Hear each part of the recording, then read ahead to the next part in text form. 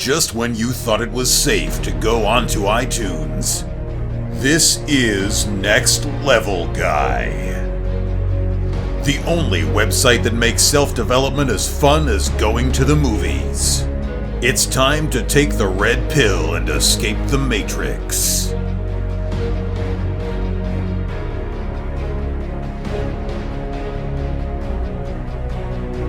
Hello and welcome to another episode of the Next Level Guy Show podcast with your host, Ian Dawson Mackay.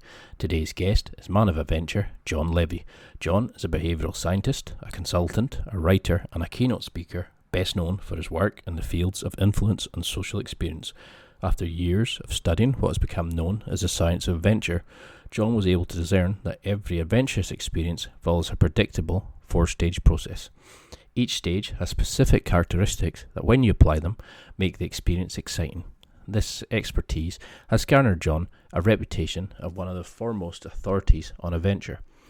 In this interview, we talk about what an adventure is, how he manages to get people to buy him drinks all night, or persuades them to let him stay in their home, or even better, to travel the world with him, undertaking some amazing challenges, to things like why you need to leave your comfort zone, and how to start taking your own life by the scruff of the neck and living a life you never thought possible. If, like John says, an adventure happens by accident, then everybody would be having an adventurous life, but they simply aren't. Simply follow John's advice to build the life of your dreams. But before we get into that, a quick word about our affiliates. I've managed to build up some great relationships with some awesome companies. This allows me to obtain special discount codes, deals and listener exclusives. Every sale that you make, the money goes back into developing and maintaining this podcast, which I thank you very much for. Please go to www.nextlevelguy.com/affiliates. That's www.nextlevelguy.com/affiliates for further information. I'm in particular love with The Tribe of Mentors. It's a fascinating book by Tim Ferriss. The Cognitive Enhancers from Onnit, which are called Alpha Brain, and The Natural by the awesome RSD Max, which is a pickup guide which can revolutionize your dating life. Another gem, which I'm currently wearing, is a super comfy, very thin, yet really warm under t-shirts by Under Armour, which I wear almost daily. I love them so much and have them in every colour.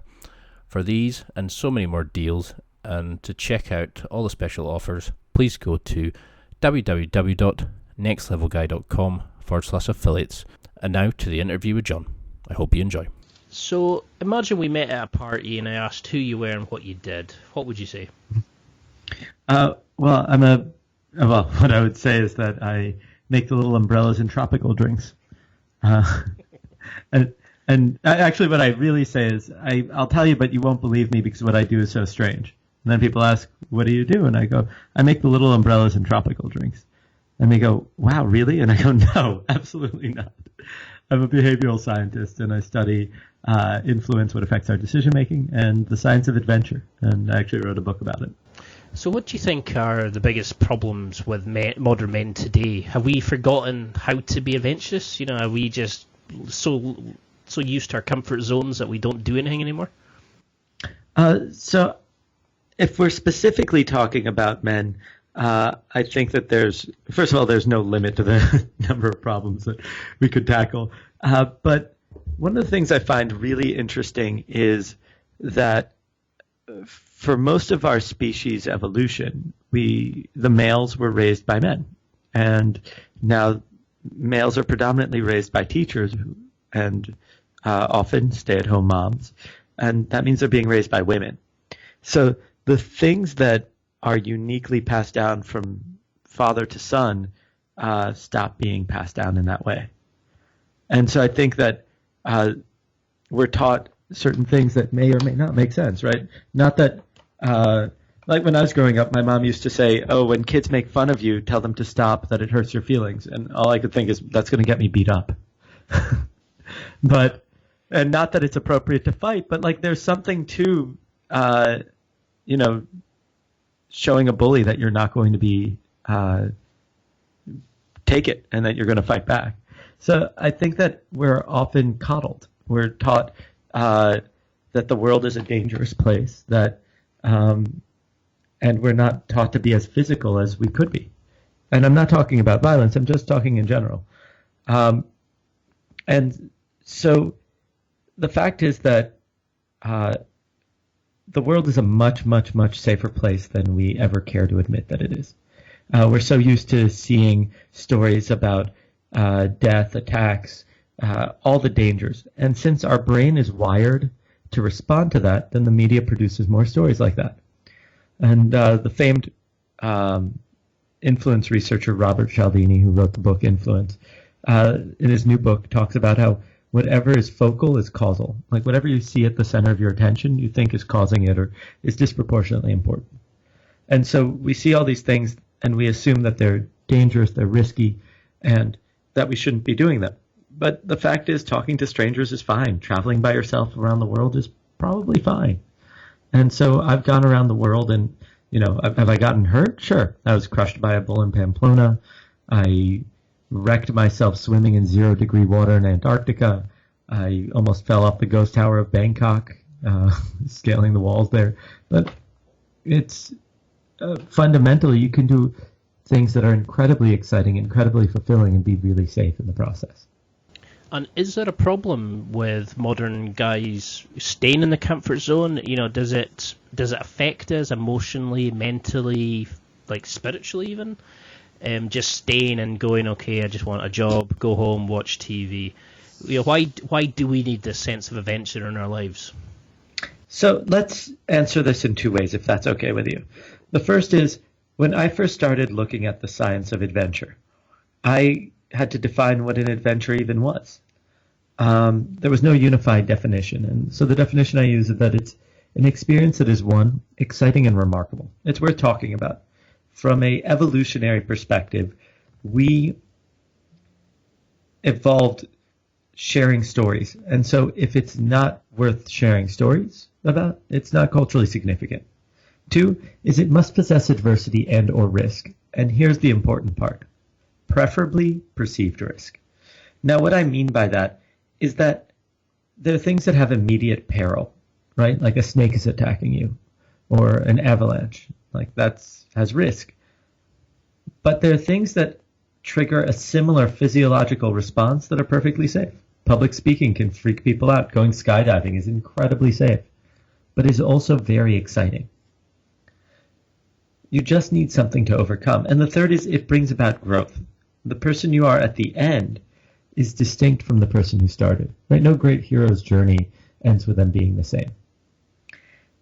And so the first thing that you have to realize is that you don't have to live an adventurous life. The second is that not everybody has the same tolerance for novelty or risk. And if you don't, that's fine.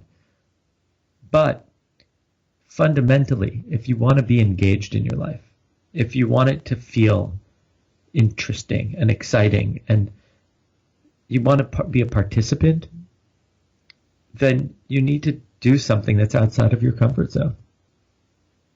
How far? That's up to you. So say somebody's listening right now and they start saying, okay, that's fine for you. You've been doing this for a while, or, that person does this, or X, Y, Z of a number of reasons. How would you start somebody? What kind of things would you say to them?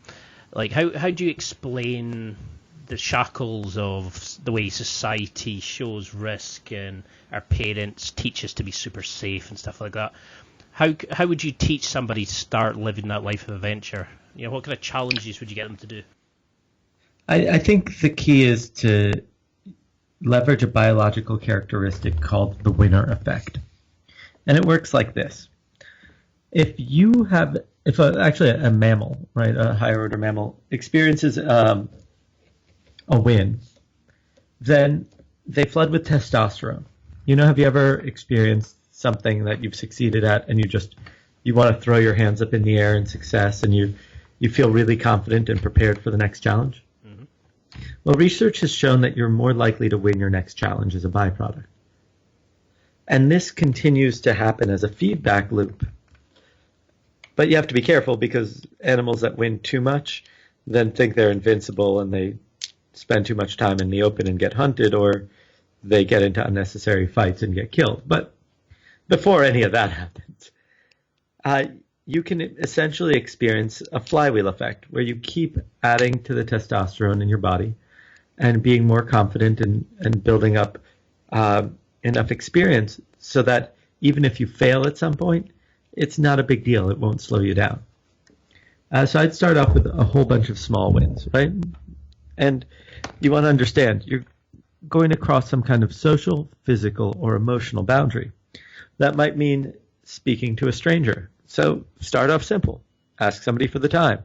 Then ask them for directions. Then on top of that, ask them if they want to join you for a drink. I don't know, that might be too big of a deal for you. You could literally go to a bar and strike up a conversation with the person next to you. But the key is find that line where you start feeling uncomfortable. And that might be also a physical limitation, right? You could go for a run. A lot of people, when they try to get fit, go to the gym for the first time, go all out, and then they end up so sore they don't want to work out again. Well, then take it easy. Do 5 minutes the first day, 20 minutes the next, or 15.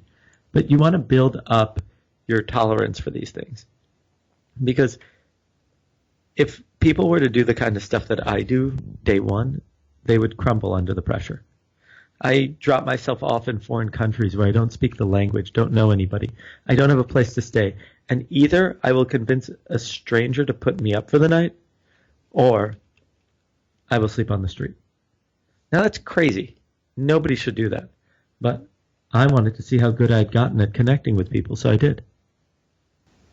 And do you find that do you meet certain people who are similar to you, that would you consider yourself risk-free, or when somebody's starting this, should they go out, have a mission in their head and say, I'm only going to do this, this, and this, or should they just go, right, let's see where this takes me?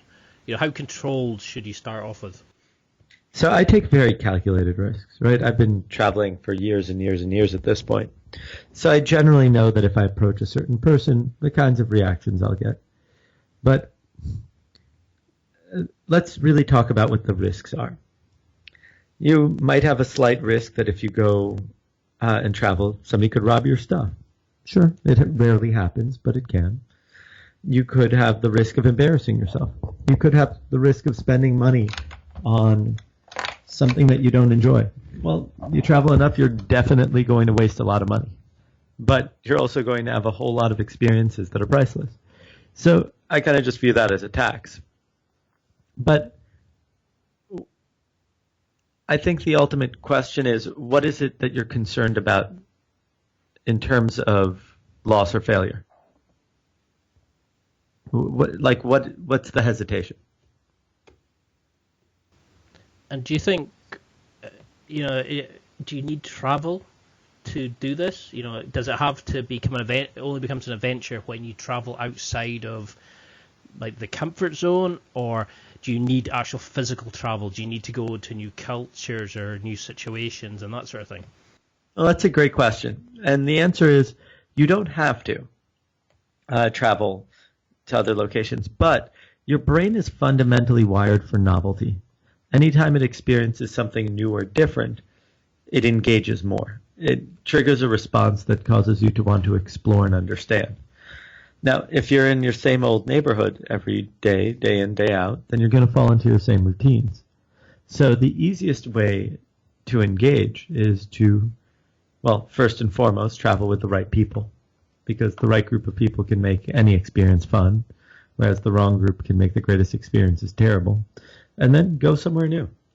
Go somewhere you've never been before, so that you can't fall back on your trusted routines, so that you have to grow, so that you have to explore, so that you have to try new things. And that'll set you up much more for success. Now, if that's just not an option, I recommend doing two things. If you are fundamentally stuck in your area, then you want to play with having a mission and some constraints. And what I mean by that is set a goal for your night. Let's say you go out, and you could go out to the same 5 bars you always go out to, but that's not going to be interesting to you. But what if when you went out, you couldn't pay for any of your own drinks? You literally had to spend the night convincing people to buy you drinks. Now that causes you to engage with the experience very differently. You fundamentally think in a different way about what's going on, and as a byproduct, the experience is new.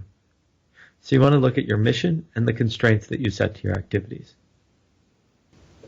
So if somebody was to do this and they wanted to go out with a couple of friends, just to give them that kind of confidence, would you advise them to drink alcohol, or does that hide the actual true feelings? Should you do this sober to kind of really hype, to twist and to develop the brain?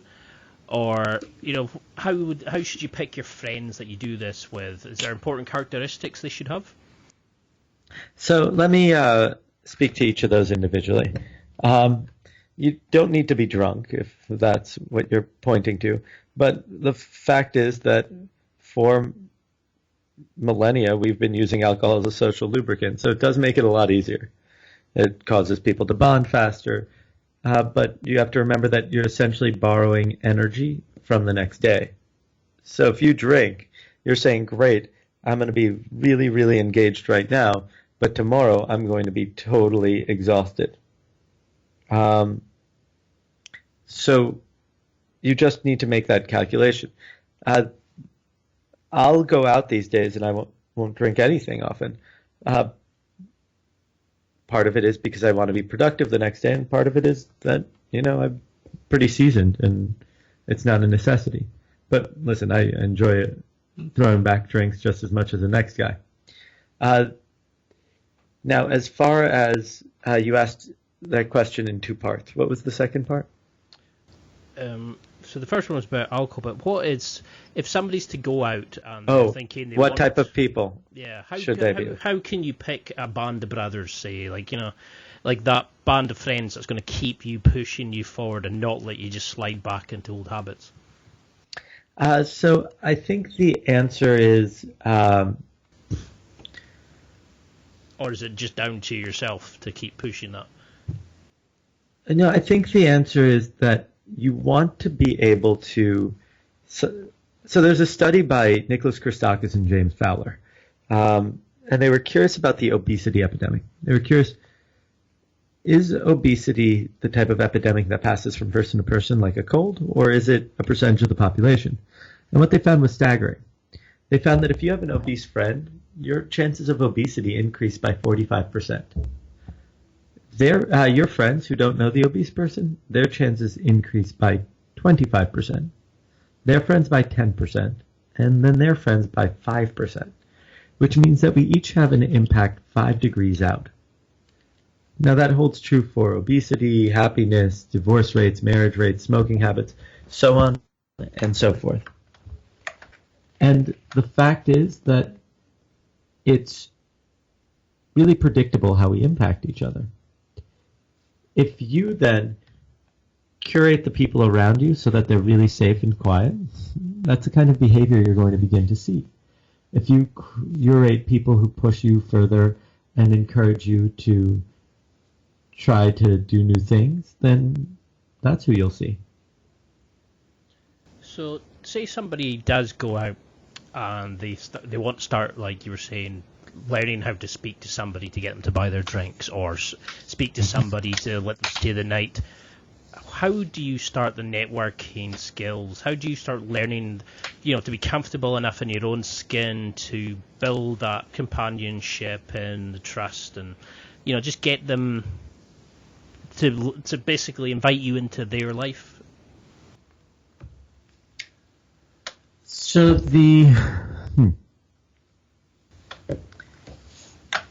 so say if I went out tonight and I wanted to meet somebody that I could say, okay, that would get them to let me stay at theirs for the night. How would I go about that if I was learning this? How would you teach yourself when you started? So I used to have a rule that I wouldn't be allowed to go home at the end of the day until I met 3 new people. And I would embarrass myself, and I'd say stupid things, and so on and so forth. But those are all growing pains to learning how to socialize. Now that's one side of it. Then there's the science side of it, which is we really want to take a look at what causes people to bond and connect. So let's think back, right? If you've noticed, we live in communities. Why is that? Because we're social animals. We need other people to, like, a sense of self, a sense to fit in, maybe. Well, so we're social animals not because there's an advantage to it. What do we gain by being social animals? Avoid loneliness, avoid being attacked, chance to reproduce. Yeah, so we're safer. Now, if you look at us as a species, our young require years and years of care before they can be independent, whereas certain animals can run within minutes of birth or are fully grown within a few weeks. And so as a byproduct, we are much more vulnerable and we need communities to protect us.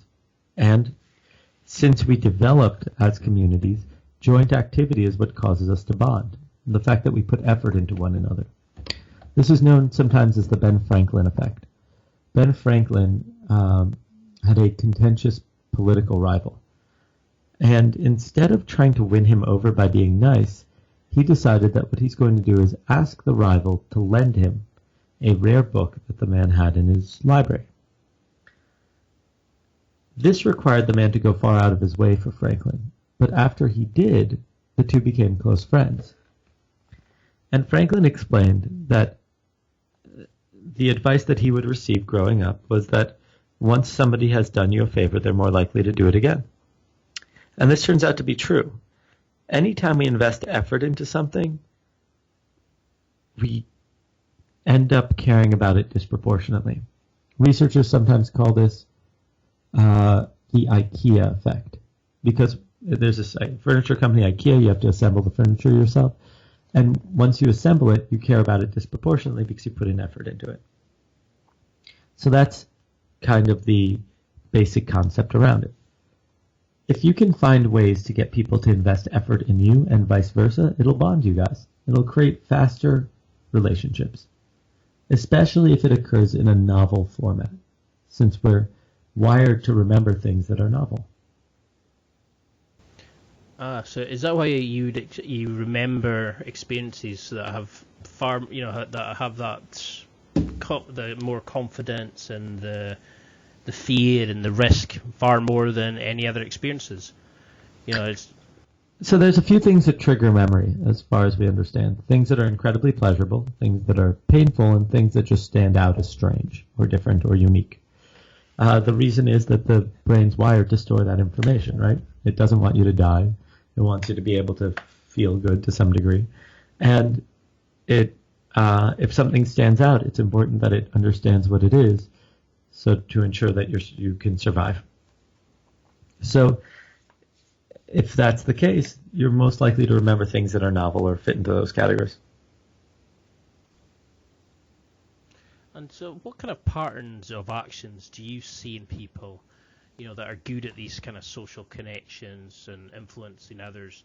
Is there a set of kind of things that they do regularly in their own lives, their attitudes to things, or can anybody really learn to be a good networker, a good socializer? Can anybody do this, basically? I believe that anybody within reason can. There are people who are like way on the end of the spectrum of who are outliers that probably actually can't, right? I mean, at a certain point, if you literally hate human beings, it's unlikely you'll be very good at building a community. But I think the key is in remembering a few things.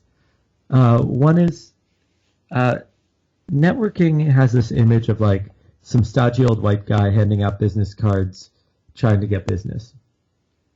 And I consider that a very weak model, right? Just when everybody's connected to you, it's not a strong connection. A network is strongest when all of the points are connected to each other. And when a network is like that, we call it a community. So I try, instead of building a network, I try to build a community. I try to bring people together so that even if I'm not around, they'll continue to connect with one another. And so why do you think you were successful, compared to other people who have tried to do this and maybe failed? What do you think it is about you as a person or your approach to it that has maybe made you successful in this? Because you're one of the few people I hear people recommending the whole time about, flattered. In this the world of adventure, I suppose, for like, you know what I mean? Yeah. If you ask like, who's good at like adventure networking, they mention your parties that you throw, the networking events, and they always say to check out you. So what do you think it is that makes you so good at this? I think that there are a few things. One is I really care about people. I care about bringing them together. I care about creating community. And so if I was just after people's money or something like that, I think people would see through that, especially because I'm connecting with really intelligent people. And I'm not after anything from them. Right? Most of the people that I meet have no business use for me whatsoever. I just hosted at one of my events an Olympic fencer and the producer who created Forrest Gump and won an Academy Award for that. I don't do anything in either of those industries. Like, there's no necessity for that. That's a strange mix. I'll give you that. The other people there were even more random, but yeah, it's the fact is that I really just enjoy meeting interesting people, hearing their stories, connecting them, and providing value, and that's paid in spades. Now, sorry, what I was going to say was, how do you build that? I mean, you deal with some amazing people, but you seem to connect people so well. How do you sit with somebody who's a fencer who deals with training and somebody who deals with film, and how do you mold that together? Because everybody seems to love your parties, and I just don't get. I'm trying to figure out like how do you build that community, because you do such a good job at it, and I'd love to hear your sort of insights into it. Mm-hmm.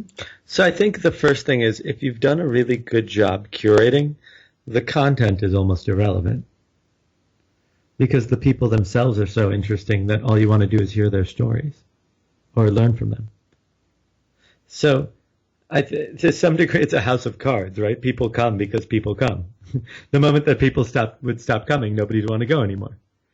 But we spend a lot of time curating, and we have specific rules to who can be in the room and like all that kind of stuff. Then the other thing is, a community engages around content. So you have to find content that would engage everybody and would be fun for them, or at least interesting. And so I formatted the dinners with a set of rules that are, consistent with the values that I have. And if you're going to do something, well, let's talk about you, Ian, for a second. Mm-hmm. What's something you're really passionate about? Probably the podcast at the moment. I really enjoy this kind of discovery and speaking to people. Mm-hmm. And do you have and mostly is your audience male? Is that right? The majority are male. Yeah. So do you run a men's group? No. It started off this podcast as a way of finding out more about life for myself, and then I found other people liked it, but I still have that imposter syndrome. I sometimes feel like I'm not suitable to train others because I'm still on the journey myself. So I've never kind of gone down that road. So like 80% of people have imposter syndrome at the top. So don't even worry about that. My question is, can you have imposter syndrome and do it anyway? Yeah. Okay. So if you were to bring a group of guys together, what would you do? I don't know, actually. Because this is something, I've moved to a new city, and this is one of the questions I was going to have was, how do I build that community of friends and, a network? So let's run through it right now. And listeners, as I'm having this conversation with Ian, ask yourself this: what community do you really care about that you would want to bring together? Because it's an iterative process, right? Like you try something once, it fails, you try it again, it gets a little bit better, and so on and so forth. I've hosted 127 dinners and an additional 100 and something mirror experiences, which are the Salon series. And at the beginning, it wasn't anything. It was just like some 28-year-old guy trying to figure out how to make friends. But when you build a community over long enough, something extraordinary can come up. But the key is, and this is an essential factor, you have to do something that you care about and love. Because believe me, by dinner 50, if I didn't love the people and the activity, it would have been miserable. So, Ian, you care about making an impact on men's lives. What kind of community can you build around that? What's an activity that you'd care about enough to do? Do you like hiking? Do you hunt? Do you play a sport? Yeah, I mean, I quite enjoy sports, and I do a lot of a lot of the sports I do though are very singular. It's like powerlifting, or I'm wanting to get into like American football and stuff like that. Try to get into the team game situation, because I get a lot of comments from random people, but I can't seem to turn that into getting them to come back, or melding people from different. I interview somebody, say a powerlifter, and I get all the jocks, shall we call them, and then I'll interview somebody who's on style, and I get people who are wanting to look better. But I can't. This is why I was so interested in speaking to you. Was you merge everybody together with a singular vision or a singular goal, and I that's what I'm struggling with, and this is one of the things that attracted me to your work, was that you seem to have really pinpointed how to do this successfully. One thing to consider is to do something that has nothing to do with their work, like a board game night. Because if it's about career, then you're stuck in a topic. But the moment that you escape career, you can do anything. Right? Who doesn't enjoy a good board game? Who doesn't enjoy a round of some sport? I mean, you could really build a community around that. And it doesn't have to be the best and the brightest at the beginning. You could just do something to do it and let it grow over time. When I first started doing my dinners, the guest list was a lot less impressive than it is now. And I think that there's a lot of growth potential. I mean, one day I'm sure we'll host a prime minister and or a head of state, but we haven't done it yet. And what do you find with these people who come? Have they got a unique, not missing, but do you find that there's an event or something that pushes them to start looking for the sense of adventure? Or is it a mix of people, some who are always really adventurous, some who are maybe wanting more from life? Do you see a common characteristics at all? I think that there's certain people that have no desire to be adventurous, and certain people that are incredibly engaged with living a novel life. And then most of the people are somewhere in between. When given the opportunity, if you make it easy enough for them, they'll participate. They're more along for the ride. But there's, I think, a huge desire. We've gone from a society that's used to being done to one that wants to do. One that wants to participate, one that wants an Instagram-worthy life. So if you give people the opportunity now to engage in a certain way, they're much more likely to do it. And so how do you know if it's a real sense of adventure? How do you know you're not like lying to yourself and going, oh yeah, I'm pushing myself, when reality they're not? How can you keep yourself accountable and pushing the envelopes? So it's really simple. If you feel uncomfortable, you're probably doing something adventurous. Now, I'm not saying you're doing something good. I'm just saying it's causing you to live outside of your comfort zone. That in itself is beneficial. But the key is, long past the point that the crazy stories of I invited the woman sitting behind the counter at the duty free in Stockholm Arlanda Airport to travel with me to Israel, and within 10 seconds she said yes, and by the next day she had quit her job, grabbed her passport, and met me in Israel. Long past the point that story is forgotten, I will still have retained the growth from participating in it. That never goes away. I'm always going to be that expanded human being with an expanded capacity. And so who would be in your ideal dinner party? You know, who would you bring together for, say, an adventure or a night on the town or a flight somewhere? You know, if you had to pick 5 other people, alive, dead, fictional, real, people that you've maybe never met, who would have Oh, wow. So if it's an adventure is different than a dinner. If I wanted to go on an adventure, I'd bring my best friend Liam Alexander, who's a well-known artist. I'd want Indiana Jones, Ferris Bueller, and Doctor Who. But that's a lot of like alpha males, so I don't know how that's going to work out. I would most want to go on an adventure with the Doctor, although I think that would be the scariest too. And was there a moment in your childhood that made you want to do these sort of things? You know, was there? I literally would watch like Ferris Bueller's Day Off and Goonies and be like, why not me? Why don't I get to do these crazy things? And I wanted to figure out what causes it. And I was like, I'm going to figure this out. And that's how we ended up here. So what got you into it? Was there a particular role model? Was it something at a school event? Or, you know, what kind of made you look and go, okay, you know, and then did you find out just more and more as you pushed yourself, or? I grew up incredibly unpopular in high school. Not high school, well, high school as well, but grade school. I used to love technology and computers and comic books back when it was not cool to like any of that. Now all the biggest movies are comic book movies, and everybody has a laptop and wants to build apps and become the next internet billionaire. So the important thing is that I said, okay, I'm really unpopular. Maybe I figure out how people behave and what causes them to tick, and then I'll be able to make friends. And that's kind of how I went down this path. And what would you say to everybody listening? You know, what do you want them to have as their go-away message? Their, you know, what do you want them to remember the most from this interview?